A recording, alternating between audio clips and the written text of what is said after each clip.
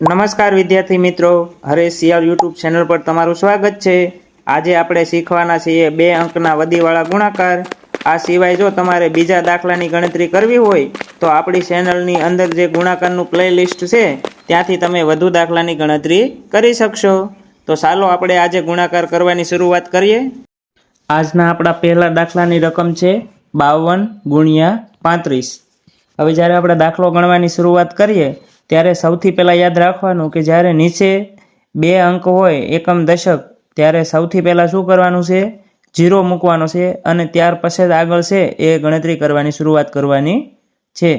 બીજી બાબત શું ધ્યાનમાં રાખવાની છે તો કે જ્યારે એકમ અને દશકનું સ્થાન હોય ત્યારે એકમનું સ્થાન છે ત્યાંથી ગણતરી કરવાની નથી, પણ જે દશકના સ્થાનમાં 3 છે ત્યાંથી આપણે આજે ગણતરી કરીશું।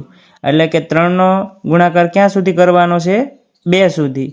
એટલે કે 3 × 1 = 3, 3 × 2 = 6, બરાબર। તો અહીંયા નીચે છે પહેલાં આપણે 6 મૂકીશું અને ત્યાર પછી 3નો ગુણાકાર હવે કરવાનો છે 5 સાથે।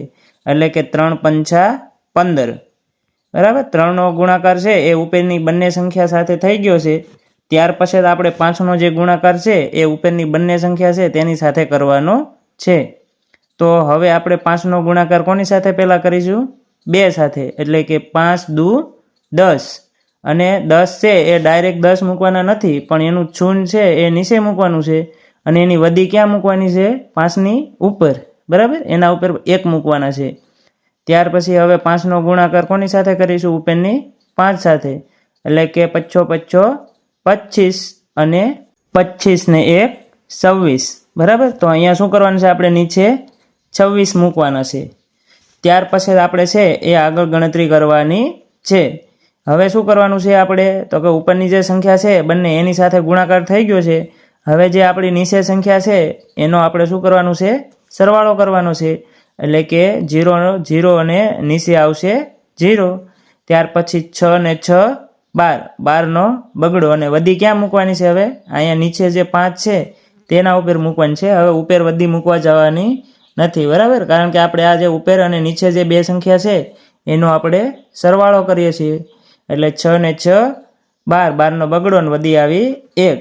ત્યાર પછી 5 ને 1 = 6, 6 ને 2 = 8, પછી 1 ના 1, બરાબર। તો આપણી પાસે જે સંખ્યા હતી 52 × 35 એનો આપણે કેટલી સંખ્યા મળી છે, એનો જવાબ 1820।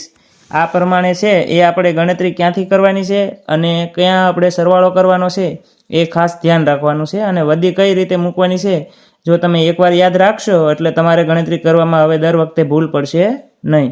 જો તમને આ વિડીયો ગમ્યો હોય તો ચેનલને સબસ્ક્રાઈબ કરી લેજો, એટલે જ્યારે અમે આવા બીજા વિડીયો બનાવી અને અપલોડ કરીએ ત્યારે તમારા સુધી ઝડપથી પહોંચતા રહે। અને મિત્રોને છે એ પણ શેર કરજો।